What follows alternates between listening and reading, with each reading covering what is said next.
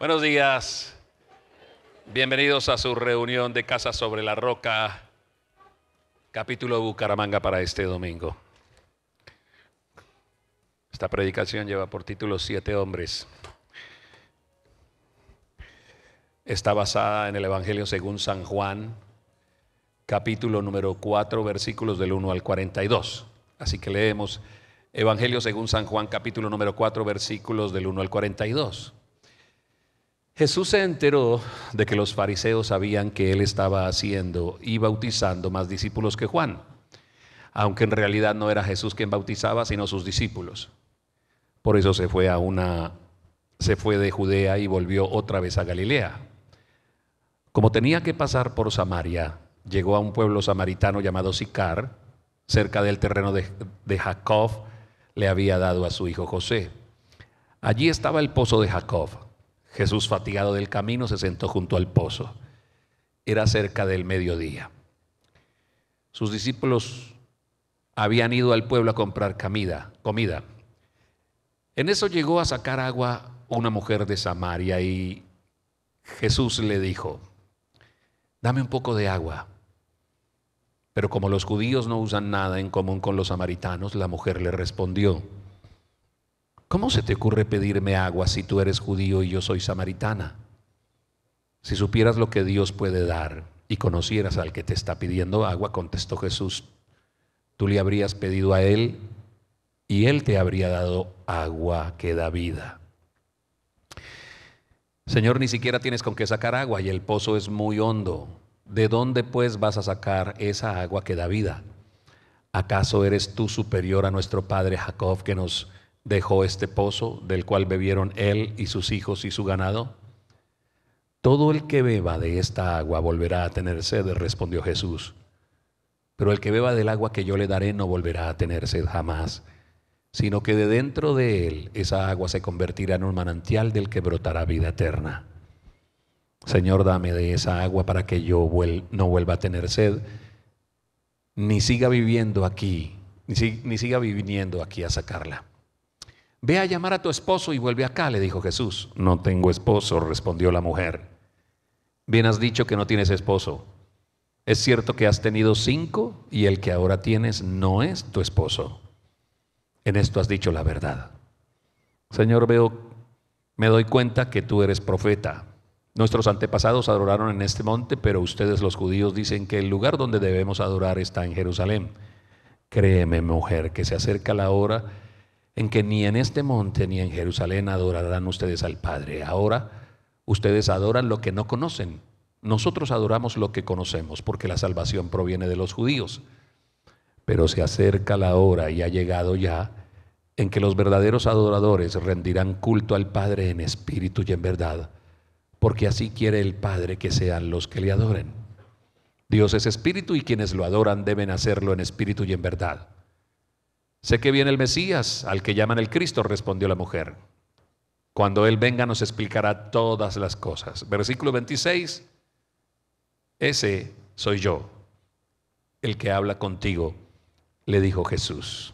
Padre, te damos gracias, danos la oportunidad de aprender más de tu preciosa palabra para ponerla en práctica en cada aspecto de nuestra vida. Oramos especialmente por todas las personas que nos visitan, por todos aquellos que han acudido buscando una fuente de agua viva. En tu nombre oramos. Amén.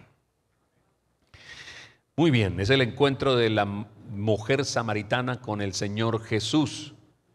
Hemos escuchado en muchas oportunidades diferentes versiones de cómo fue el encuentro de un judío puro con una mujer 1000 veces impura. Los samaritanos, la raza a la que pertenece esta mujer, la región donde nació, donde tuvo familia, considerada por los judíos como gente impura. Desde la ley mosaica, Dios siempre le pidió al pueblo judío que se conservara sin mezclarse con los pueblos que le rodeaban: amorreos, heteos, hititas, filisteos, jebeos, gergeseos, costumbres paganas.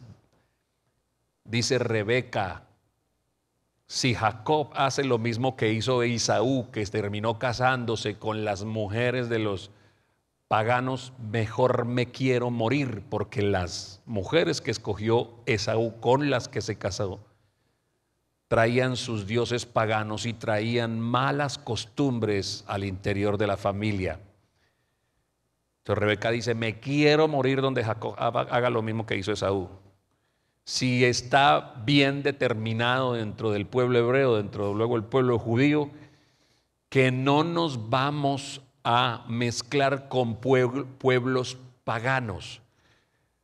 Pero cuando los asirios, cuando los babilonios, cuando los persas entran a invadir la tierra de Jerusalén, los hebreos y los judíos, algunos de ellos, terminaron mezclándose, casándose y dando a sus hijas en casamiento con pueblos perversos. De ahí vienen los samaritanos.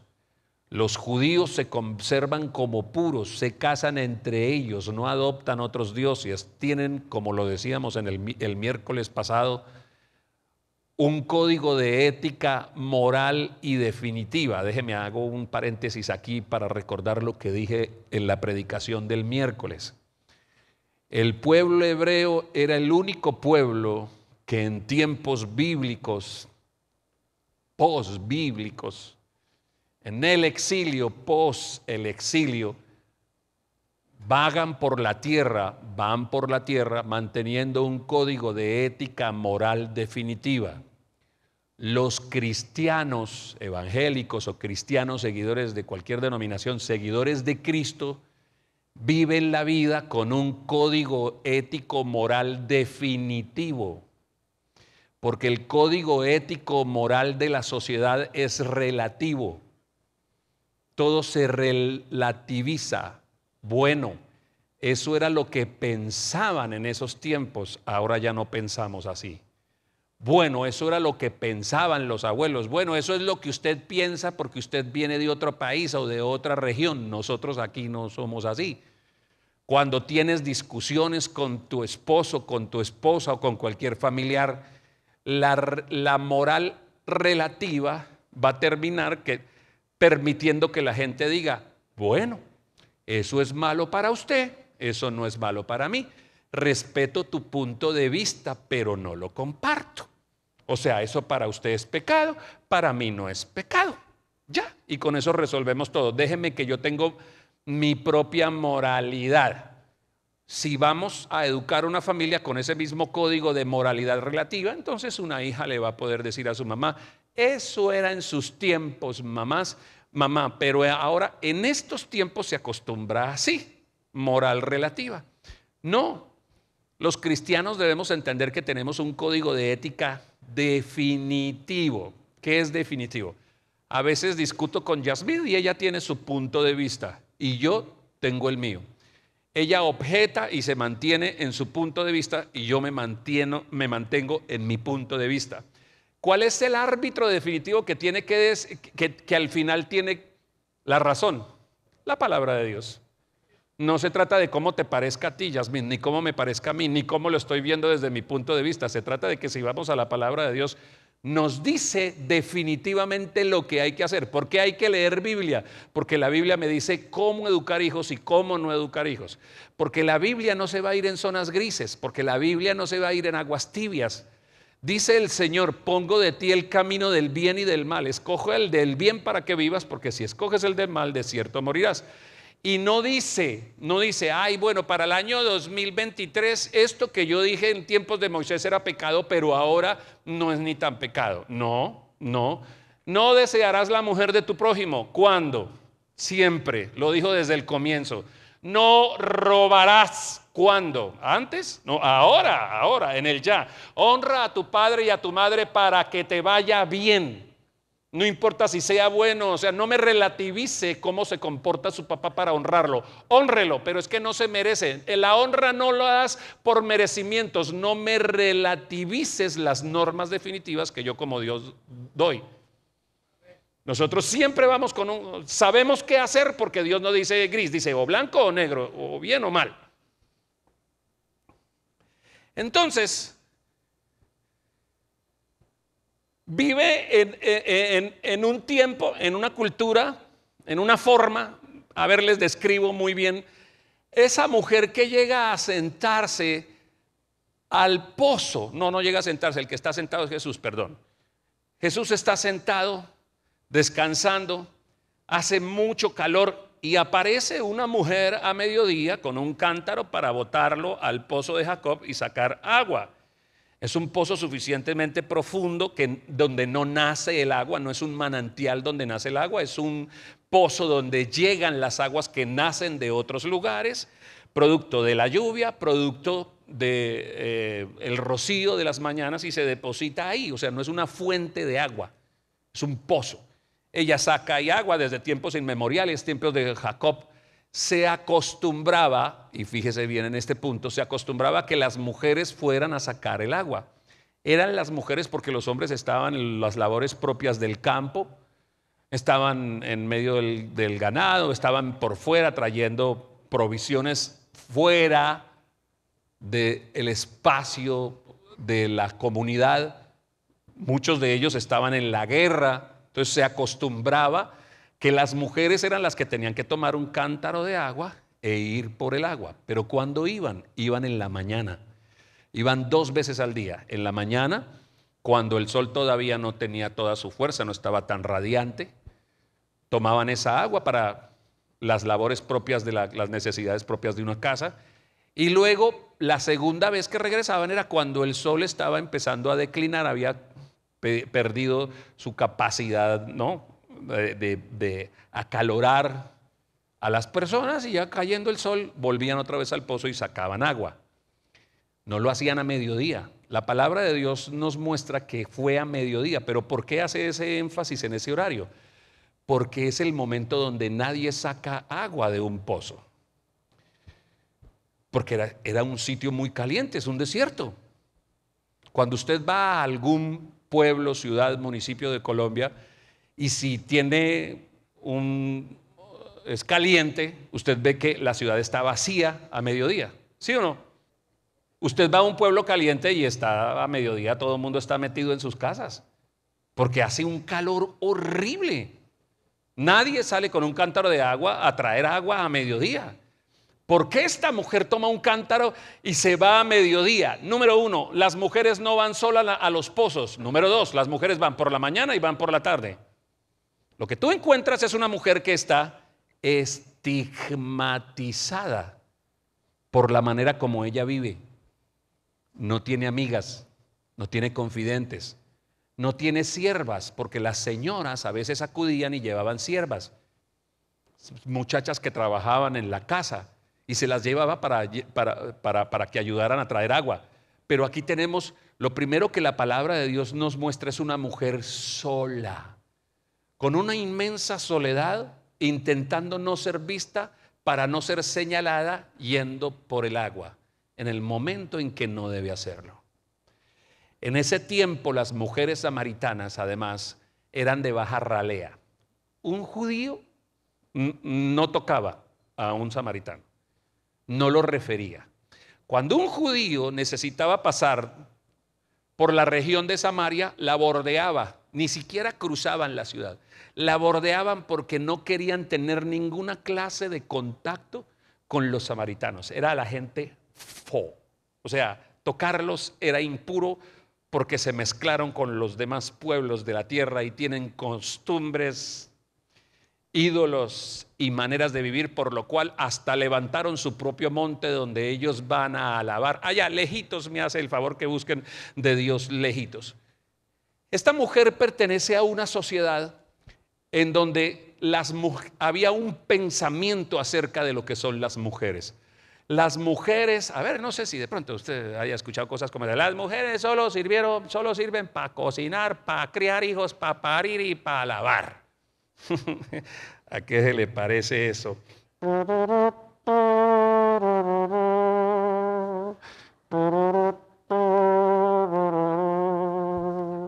Las mujeres no solo sirven para que hagan arepas, para que hagan caldo, para que cuiden los chinos, para que esto, no sirven para más. Eso se pensaba en el pueblo samaritano.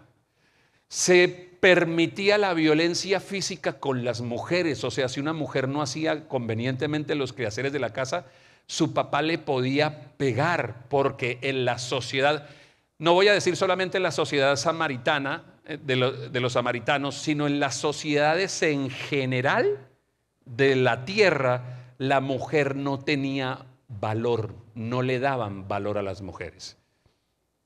Cuando usted lee la historia, digamos que no está leyendo historia divina, está leyendo historia universal. Usted toma los tomos de la historia universal y usted se da cuenta de lo que era la mujer para los asirios, para los babilonios, para los persas, lo que era la mujer, por ejemplo, en el pensamiento de Aristóteles. Aristóteles decía que muchas veces era más importante tener un buen hato de vacas que tener una mujer, porque las mujeres no servían para nada. Decían que eran animales que no pensaban, que no tenían alma. De ahí viene toda la filosofía de los pensadores que después se acuñaron en el proceder de las sociedades, la conducta y la manera como han sido vistas las mujeres. En la India, por ejemplo, en tiempos pasados era un problema tener una niña. Parir una niña era un problema porque la niña no heredaba, y porque además cuando tú la entregabas en casamiento tenías que entregar a la niña y a las vacas, y tenías que dar una dote para que alguien te recibiera. Entonces en la India durante muchos años, cuando se paría una niña, la metían en una canasta recién nacida, la colgaban en un árbol y la dejaban morir de inanición, porque no era importante.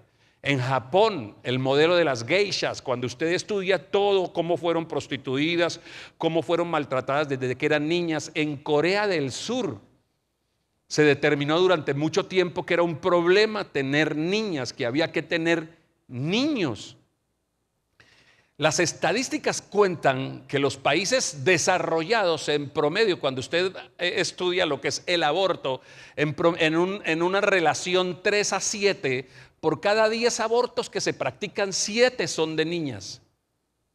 Porque la gente asume que es un problema tener una mujer en casa. Yo no sé cuántos de los hombres que estamos acá escuchamos de los abuelos o de los padres que las mujeres eran un problema, y aún nosotros nos hacemos eco de esas cosas, a veces con cierta sorna, a veces con cierta, no, que eso es un problema, que mujer que no molesta es hombre, y eso si no, eso es todo el estigma que está puesto sobre las mujeres, porque el diablo odia a la mujer. Porque fue una mujer la que trajo al Salvador del mundo. Detesta a la mujer.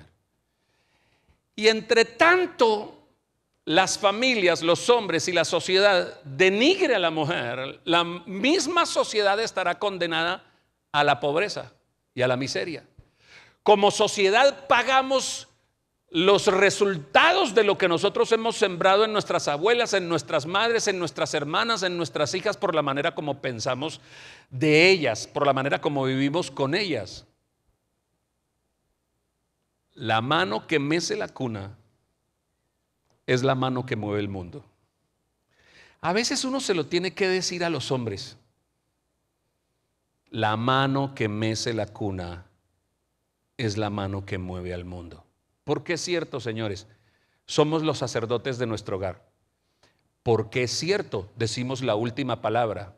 Las mujeres no nos pueden quitar el sitio que Dios nos dio como sacerdotes, como guías, como autoridades finales de nuestra familia. No nos pueden quitar ese puesto, pero nosotros no podemos quitarle el puesto de honor, virtud, bendición y protección que Dios les dio a ellas.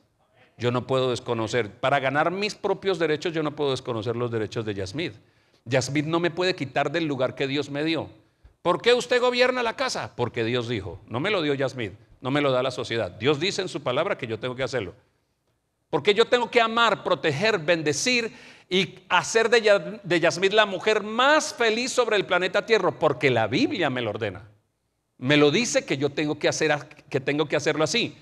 Cuando vas a Efesios capítulo número 5, versículos del 21 en adelante, el Señor te dice, queridos varones que están acá, ama a tu esposa como yo te amo a ti. Siempre ten en cuenta cómo Dios te ama a ti, y como Jesús te ama a ti, ama a tu esposa. Así la tienes que amar. La mano que mece la cuna es la mano que mueve el mundo. El trabajo que tiene que realizar todo hombre al frente de su matrimonio y de su familia es hacer de su esposa la mujer más feliz sobre el planeta Tierra. Porque madres felices, esposas felices dan como consecuencia hijos felices. ¿Quieres tener hijos felices? Haz feliz a tu esposa. Porque madres seguras dan como consecuencia hijos seguros. Todo lo que hagas con tu esposa lo estás haciendo con tus hijos. Tu misión en la vida, así como pastor de matrimonios, muchas veces les recomiendo a los hombres y les digo, en la mañana, cuando abras los ojos y voltees a mirar ese precioso regalo que Dios puso a tu lado, ora a Dios. Lo primero, dile a Dios, gracias por el día que me das, Señor. Gracias. Dale gracias a Dios por todo lo que quieras darle personalmente, pero cuando te vires en la cama y la veas a ella a tu lado, pídele al Señor sabiduría. Pídele al Señor que te enseñe nuevas maneras de amar. Señor, dime cómo debo hacerla más feliz a ella. Si ella está enojada, no es problema de ella. Tú no puedes decir, ese es su problema. Si ella está triste, usted no puede decir, ese es su problema. Porque desde el día en que la recibiste en el altar, todo lo que le pasa a ella te pasa a ti. Y como Dios dijo que tú eras la cabeza, quien empieza por resolver todas las necesidades de tu muñeca, eres tú. Cambia la manera de pensar conforme a tu esposa. Deja de verla subvalorada. Es la madre de tus hijos, es la compañera de tus días y es una riqueza que Dios puso a tu lado. Los ojos de Dios están puestos sobre lo que tú haces con ella. Dios conoce la actitud de tu corazón. Dios te juzga por la actitud de tu corazón, por la manera como obras con ella. Cuando aprendas a bendecir a tu esposa, muchos sueños de tu vida serán realidad. Dios habrá de traer mucha bendición, pero tienes que darle el valor que ella tiene como mujer. Cuando estudias la historia, cuando ves historias como la de la propia samaritana, a mí me gusta jugar a imaginarme la vida de las personas que están ahí descritas en la palabra de Dios. Primero veo una mujer sola, segundo veo una mujer maltratada. ¿Por qué la predicación se llama 7 hombres? Porque a la mujer samaritana no le fallaron los 5 primeros ni con el que estaba actualmente. O sea, Jesús le menciona 6 hombres de su vida. Le dice, ve con tu esposo. No, es que esposo no tengo. Correcto, porque 5 maridos has tenido y este sexto que está contigo tampoco lo es. 6. Pero yo no creo que el asunto sea tan inherente en ese momento. No empieza con esos 6. Yo creo, José Ordóñez, piensa que como vive en una sociedad machista, el primer hombre que le falló a ella en su vida no fueron los esposos ni los novios. Yo creo que el primero que le falló fue su papá. Vivimos en una sociedad donde las niñas todavía no tienen conciencia sobre su vida femenina y ya un hombre les está fallando. Vivimos en una sociedad en donde una niña no se ha asomado todavía a la pubertad y ya está recibiendo las consecuencias del mal proceder de su papá. Vivimos en una sociedad en donde tú a una niña, a una mujer le hablas acerca del amor de un hombre y no lo entiende. Llegan a tener 17, 18, a empezar en su edad adulta y no comprenden lo que es el amor de un hombre porque jamás lo han tenido. No necesariamente porque él se fue. Hay papás que no necesitan irse para ser ausentes. Hay papás que no necesitan irse para no estar. Está. Pero eso es como si hubiera un bulto de yuca en la casa. El bulto de yuca produce más porque yuca da. El papá no da. No existe. Es un desdibujado, violento, maltratante, machista. No neguemos que la sociedad santandereana es una sociedad machista. No solo se ejerce la violencia física, se ejerce la violencia psicológica aminorando el valor que tiene la fémina, la mujer. No hay las mismas oportunidades para muchos hombres, no hay las mismas oportunidades para una mujer que para un niño varón, para un hijo varón. No las existe. Se peyorariza el resultado de una mujer. Esperas más de tus machos cuando tengan hijos y te traigan y tu apellido. Toda esa serie de pensamientos enquistados en la mente del santanderiano se tienen que caer cuando tú encuentras a Jesús en la palabra de Dios y dice: conocerás la verdad y la verdad te va a hacer libre. ¿Libre de qué? Libre de que le des el valor que las personas tienen. La misma gota de sangre que libertó a tu hijo, libertó a tu hija. Y tiene las mismas posibilidades y capacidades. Ella no pierde el valor por el hecho de ser una niña. Nosotros vivíamos así. Las hermanas le tienen que lavar al hermano. ¿Estoy diciendo mentiras? Las hermanas le tienen que cocinar a él. Pensamientos como: los hombres son de la calle, las niñas son de la casa. Usted, mi hijo, yo veré a pecar todo lo que quiera y a tener su vida licenciosa, pero usted se me queda aquí en la casa porque usted es una niña de un hogar. Se permite pecar. Ser hombre significa que tengo licencia de hacer tantas otras cosas porque soy un varón. Las niñas no, están coartadas. Machismo. Cuando tú analizas, por ejemplo, fenómenos como el embarazo adolescente, ¿qué le pasa al embarazo adolescente? Cuando tú ves, no sé si lo hayas visto últimamente, yo cuando salgo por ahí a los centros comerciales, veo unas parejitas de novios que en serio me quedo aterrado. Unas niñas con cuerpo de niña, cara de niña, proceder de niña, que hablan y todavía la boca les huele a leche clean, abrazadas con unos imbéciles ahí al lado, con un cabezón imberbe, que se cree macho porque ya tiene la capacidad de subirla a la moto y manejar a toda velocidad para demostrarle que él es un hombre. Y uno dice: ¿por qué las niñas de nuestra generación se embarazan tan temprano? Bueno, hoy en día el gobierno dice, la legislación actual, nuestros gobernantes dicen que gracias a Dios la tasa de embarazos juveniles se ha reducido. Sí, pero la tasa de los abortos creció. Entonces se está resolviendo un mal problema con un mal mayor. Porque no es que las niñas se estén cuidando del embarazo o que no estén embarazadas. Lo que verdaderamente está pasando es que se están embarazando más, pero toda la sociedad les da permiso, mientras la Corte Constitucional de este país siga diciendo que una niña de 14 años puede ir a quitarse, a matar la vida que está en su vientre sin preguntarle a sus padres. Vamos a tener esos mismos fenómenos. Cada vez menos niñas embarazadas, cada vez más abortos. Pero lo pintamos de bien, que eso está bien. Pero cuando usted ve a una niña en brazos de un imberbe, de un mocoso, cuando usted la ve embarazada, usted dice: ¿qué pasó? A mí lo primero que me pregunto es por el papá de esa niña. Número uno, por la autoridad que ejerce. Número dos, ¿la habrá amado convenientemente? Queridos padres de familia, queridos papás de niñas que están acá, escúchenme bien. Cuando una niña está bien amada en una casa, no necesita salir a buscar novio a temprana edad. Las niñas no buscan llenar espacios vacíos cuando vacíos no tienen en su vida.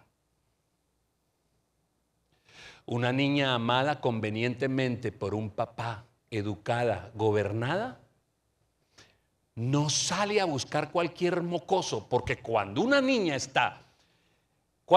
no sabe lo que es un gran hombre, cualquier bobo le parece un gran hombre. Por lo cual, si yo como padre deseo que mi hija se case con un gran hombre, el primero que tiene que ser un gran hombre soy yo, el papá. Yo soy el que le estoy demostrando a ella que amar vale la pena. Yo soy el que le estoy modelando la clase de hombre al que le dirá sí. Mi hija me va a mirar a mí como la muestra gratis de que los hombres valen la pena. Donde yo termino, mi hija empieza. Yo soy su ejemplo. Ella me ve como yo amo a su mamá, por lo cual ella, cuando tenga un novio o tenga un esposo, exigirá ser tratada como su papá trata a su mamá. No me grites, que yo nunca vi que mi papá gritara a mi mamá. Te equivocaste. No me digas cosas horribles. Desde que yo estaba en la cuna, mi papá supo educarme, supo estar al lado mío, y yo conozco el amor porque lo vi en la vida entre mi papá y mi mamá. Yo vi cómo ese viejo se derretía por mi mamá y daba la vida por mi madre. Si tú no eres por lo menos un remedio parecido a lo que era mi padre, no me interesa vivir contigo. Pero claro, ¿cómo no vas a ver pasar a la juventud de hoy en día, a las niñas en sus motos? ¿Cómo no las vas a ver sentadas en los centros comerciales, en las discotecas, pegadas a cualquier remedio de hombre, si nunca han tenido un ejemplo en su vida? Por lo cual la palabra de Dios viene a mi vida y me dice: José, instruye a tus hijas en el camino de Dios. Cuando sean grandes no se van a apartar de ahí. ¿Y cómo es instruirlas? Darles una verborrea, un sermón de versículos encadenados para que ellos lo cumplan. No. Mírame cómo amo a tu mamá. Mírame cómo proveo para la casa. Mírame cómo todas las veces en que yo me equivoque voy a descender a tu nivel, me voy a poner de rodillas para decirte: hijita, me equivoqué. ¿Me perdonas? Tienes un papá de carne y hueso. Mírame lo que yo hago para educarlos y disciplinarlos a ustedes. Búscate uno superior. Te vas a demorar en encontrarlo, pero lo vas a encontrar. Cuando usted escucha a una niña a los 20 años decir: estoy esperando el hombre de mi vida, todavía no he dado el primer beso, todavía no he salido, usted está encontrando una niña que está suficientemente parada en la vida, bien amada en su casa, sin necesidades sentimentales, sabiendo que a su tiempo aparecerá su príncipe azul, el hombre que habrá de hacerla feliz. ¿Vio? Y el día que se consiga su príncipe azul, ese no se le va a desteñir con la primera lavada.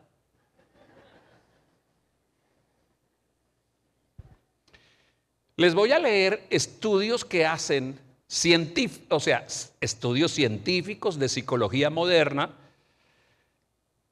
No voy a hablar Biblia en esta referencia que voy a hacer aquí.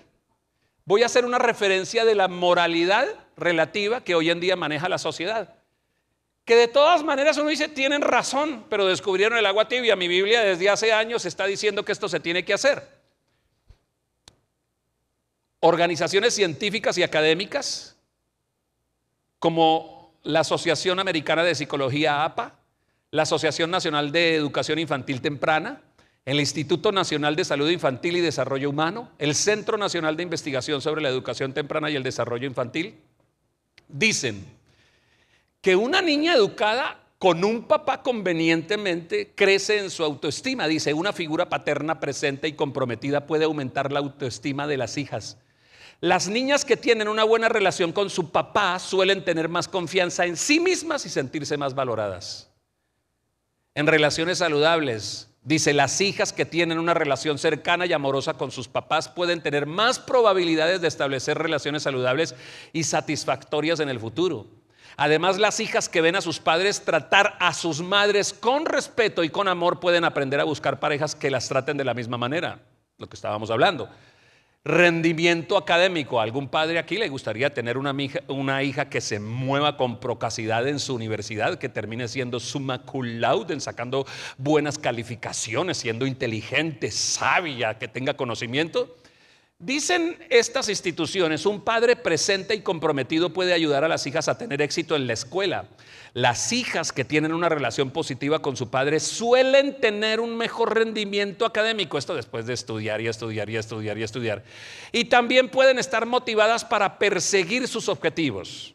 En cuanto al bienestar emocional, dicen: las hijas que tienen una relación estrecha con su padre pueden tener más habilidades sociales y emocionales, lo que les permite manejar mejor el estrés y la ansiedad en situaciones difíciles. Además, los padres pueden ayudar a las hijas a desarrollar habilidades de resolución de problemas y ser más resilientes ante las dificultades de la vida. ¿Quién lo dice? A mí solo me parece muchas instituciones de hombres sabiondos agremiados en la UNICEF, en la ONU, intentando replicar lo que la palabra de Dios desde el comienzo viene diciendo. Deuteronomio capítulo número 6. Estas palabras que yo te hablo hoy se las hablarás a tus hijos cuando entres, cuando salgas, cuando te cuestes, cuando te levantes, les hablarás, les hablarás, les hablarás, les hablarás. Papás acompañarán a las niñas, las acompañarán, las acompañarán, las acompañarán. Si ella hubiera tenido un buen padre, seguro no hubiera terminado con 6 maridos sacando agua de un pozo a mediodía mientras recibía la estigmatización de la sociedad. ¿Qué no cumplió el segundo hombre? El primer hombre que tuvo que buscarse un segundo y que no buscó un segundo, que no tuvo un segundo, que tuvo que salir a buscar un tercero. Y usted encuentra gente en la vida así. Todos tenemos en las familias una tía que cada año llega a una reunión con el amor de su vida. Mujeres, usted dice: no, pastor, yo no he tenido varios maridos, pero has tenido muchos novios. ¿Qué andas buscando en los hombres lo que solo Dios puede darte? Hay que preguntarle a los hombres: ¿qué andas buscando en las muchas mujeres lo que Dios puede darte? ¿Sabe qué pasa ahí? Las expectativas incorrectas en las personas incorrectas, en los asuntos incorrectos. La gente se casa teniendo este pensamiento: es que estoy buscando a alguien que me haga feliz. Tienes un error. Tú no te puedes casar para que te hagan feliz. Tú te casas como parte de tu felicidad, porque tu felicidad, la felicidad y la paz no son una relación, son una persona, y es la persona de Jesús. Las expectativas incorrectas de muchas mamás. Hay que decirle a muchas mamás que no tengan expectativas sobremedidas sobre la vida de sus hijos. Estoy educando a mi hijo para que mi hijo vaya a la universidad, para que mi hijo sea, y cuando mi hijo sea profesional, y cuando mi hijo lo haga, y cuando esto, para que me mantenga, para que me dé, porque los hijos. Estás cometiendo un error. Tienes la expectativa incorrecta en la persona incorrecta. Porque un día ese muchacho va a llegar con una muchacha. Le vas a decir: no era. Ustedes entienden, no era. Acompáñame al piano, hijo. No era, escúchame, no era. Y esa nuera va a hacer que todas las intenciones buenas que tu hijo tenía hasta ese momento contigo, que te juraba: mamá te voy a mantener, mamá te voy a dar, mamá te voy a advertir algo. En unos años, cuando él se case, antes de que tu hijo te dé, él va a tener que pedir permiso de esa mujer para que te dé. Expectativa incorrecta en la persona incorrecta. Tú no puedes depender de tu hijo. Y hay mujeres a las que hay que decirles: expectativa incorrecta. Crees que tu marido te tiene que hacer feliz, y cuando él no te hace feliz te frustras. Expectativa incorrecta en los hombres: es que mi esposa me tiene que hacer feliz. Expectativa incorrecta en la persona incorrecta. Si dependes de tu esposo, te va a pasar esto: que unos días te va a hacer muy feliz. Ese hombre va a hacer eso. ¿Dónde estás que no te pongo? ¿Verdad que sí? Eso hay unos días y hay unos tiempos en donde usted dice: ay, es que es tan lindo, tan hermoso. Entonces esos días vas a ser feliz. Pero en los días en donde a él se le salga el demonio, donde se empiece a comportar, donde lo pilles haciendo algo indecoroso, entonces ya no vas a ser feliz, vas a estar frustrada, vas a estar. Eso es lo que el Señor Jesús le está diciendo a la samaritana. Le dice: 6 hombres has tenido, en cada uno de ellos depositando de que ahora sí vas a ser feliz. Imagínate, la primera vez que le dio el primer beso a cada uno de ellos, ¿qué se dijo a sí misma? Dijo: este sí, aquí llegó el que es. Ahora, no cometan un error. Mi esposa dice algo con mucha procacidad, creo que es así. Hay muchas mujeres, lamentablemente, que creen que un error se tapa con otro error, que un clavo saca otro clavo, que cuando un hombre paga mal hay que buscarse otro hombre para que sane el dolor del primer hombre. En la generalidad, un hombre no puede sanar lo que hizo otro hombre. Entonces vas a tener que ir buscando de uno en otro, en otro, en otro, porque tu vida se te va ahí. Pero dejemos ese factor y hablemos de los factores comerciales. Hombres y mujeres que tienen la expectativa en lo que estudian y en lo que producen. Su problema no es otro hombre, otra mujer. Su problema es su trabajo, su empresa. Depositan y trabajan con mucho esfuerzo para levantar ahora un caudal económico. Hay esposas que dicen: mi marido no tiene amante, pero tiene una berraca empresa en la que anda metido de día y de noche. Cuando está en casa, inclusive en el comedor, suelta sus facturas y empieza a hablar. Y toda su verborrea, toda su comunicación con nosotros gira alrededor de su empresa, de su mundo, de sus sueños. Expectativa incorrecta en lo incorrecto. No es así. Te pregunto, cuando ibas pisando el dintel de la puerta de esta iglesia, ¿qué le dijiste a Dios? ¿Qué le preguntaste? ¿Por qué vienes? ¿Por qué estás sentado escuchándome acá? Algunos de ustedes están sentados acá porque quieren que Dios les explique eso de que ustedes no son felices en su hogar. Algunos de ustedes vienen por miedo porque están a punto de perder sus matrimonios, sus hogares. Otros tantos vienen buscando una predicación como estilo coaching cristiano. Ven a Jesús y tus problemas se acabarán. Ven a Jesús y recibe tu milagro. Ven a Jesús y el Señor te va a dar todo lo que pisare la planta de tu pie. Y tú, como hijo de Dios, lo tienes que decretar, lo tienes que hablar y tienes que tomar posesión de la tierra. Y nunca vas a llorar lágrimas y te van a dar. Y lamentamos defraudarte. Casa Roca no es eso. Pero de pronto entraste estresado. ¿Por qué estás estresado? No he vendido. Expectativa incorrecta en lo incorrecto. Mi hijo se fue de casa. ¿Por qué, si tu hijo se fue de casa, por qué permitiste que tu hijo se llevara tu felicidad y tu paz? ¿En qué maleta, en qué parte de la mochila tu hijo empacó tu paz y se la llevó desde el día en que se fue? Tengo una nuera, tengo un papá, tengo una mamá, cualquiera que haya sido. ¿Hay alguien que esté deprimido acá? Últimamente no sonrío, últimamente estoy irascible, ando triste. Permíteme preguntarte, ¿cuál es el motivo de tu tristeza? ¿Por qué estás aquí sentado triste hoy? Y respóndete a ti mismo: no he vendido, el abogado, mi mamá. Seguro que vas a encontrar: últimamente no como, últimamente no duermo.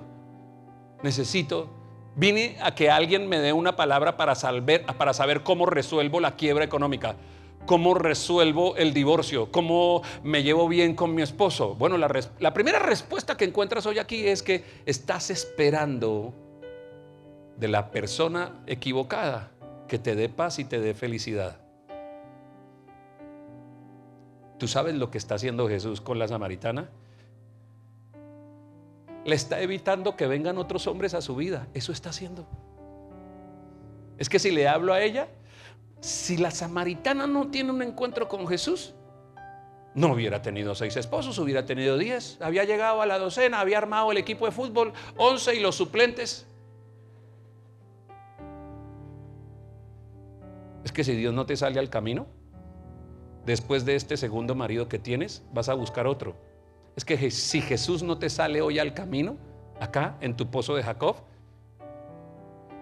sales de este lugar, le terminas al esposo, le terminas al novio, pero en 3 meses vas a volver a tener otro novio. Y después de beber esa agua, vas a volver a tener sed. Es que si Jesús no te sale en este momento al camino, te vas a recuperar de esta quiebra, pero luego vas a tomar dinero y vas a volver a montar tu empresa y vas a creer que tu empresa te tiene que dar felicidad. ¿Sabes qué hace Jesús sentado con la samaritana hablando? le está evitando que siga una vida llena de frustraciones y llorando por lo que no tenía que llorar. Si bebes de esta agua vas a volver a tener sed, pero si bebes del agua que yo te doy, nunca más volverás a tener sed. Pero no la deja ahí. No le dice, no volverás a tener necesidades. Y no es que no vaya a tener necesidades, es que tener necesidades solo será el procedimiento para ella, para que Dios bendiga su vida. Los cristianos no dejamos de tener necesidades, seguimos teniendo necesidades, pero las necesidades no son parte de la almohada donde acomodamos la cabeza en la noche, no son parte de la comida que estamos disfrutando. Los cristianos sabemos vivir con necesidades. Acuerde lo que decía el apóstol Pablo: atribulados, perseguidos, vituperados, siendo atacados, pero ante todas estas cosas somos más que vencedores. Al cristiano le pasa esto, tiene una vida normal, común y corriente, pero sabe que desde el momento en que conoció a Jesús, escuche, de su interior, ya el Señor no habla de las cosas externas, el Señor te empieza a hablar de tu interior. De tu interior empieza a salir ríos de agua viva. Te pregunto, ¿te has encontrado con una persona a la que hace un tiempo tú no la veías y de pronto la encontraste? Y uno dice, ¿qué hizo sus malas palabras? ¿Qué hizo el proceder con el que trataba a su esposa? ¿Qué hizo esa rata que era adentro, que se robaba lo que cayera? Eso era como el triángulo de las Bermudas, lo que pasara por el lado de él desaparecía. ¿Qué se hizo ese viejo hombre? ¿Qué se hizo esa vieja mujer? ¿Qué le pasó? ¿Qué le pasó? Porque sabe, seguro que la samaritana, después de haberse encontrado con Jesús, su manera de hablar fue distinta. Empezó a ver a los hombres de la manera distinta. Su comportamiento, lo que ella hizo, porque era innegable. No son los factores de afuera. Es que ahora en mi interior corren ríos de agua viva. Hablo bien, soy respetuoso, soy amoroso. No me lo pregunten cómo, pero después de muchos años de matrimonio estoy viendo a mi mujer cada día más bella. La veo hermosa. Yo que me burlaba de ella, de su cuerpo, yo que decía cosas sucias sobre ella, de mi interior como esposo brotan ríos de agua viva. Y ahora vivimos nuestro mejor tiempo. Ya no exploto, ya no me pongo a decirles vulgaridades, ya no me enojo, ya me quedo tranquilo, ya el Espíritu Santo gobierna mi vida, porque de adentro deje que su esposa ponga el oído en su pecho. Muy seguramente escuchará ríos de agua viva que están allí al interior, en la manera como usted la trata, la bendice. Permita que sus hijos digan, papá, ¿qué le pasó? Mamá, ¿qué le pasó? Querido estresado, querido deprimido, querido malgeniado, Jesús es fuente de agua viva. Entrégale tu vida. Padre, te damos gracias en el nombre de Jesús. Padre, te damos gracias porque decidiste enviar a tu Hijo a entregar su vida en el madero del Calvario, y gracias a ese sacrificio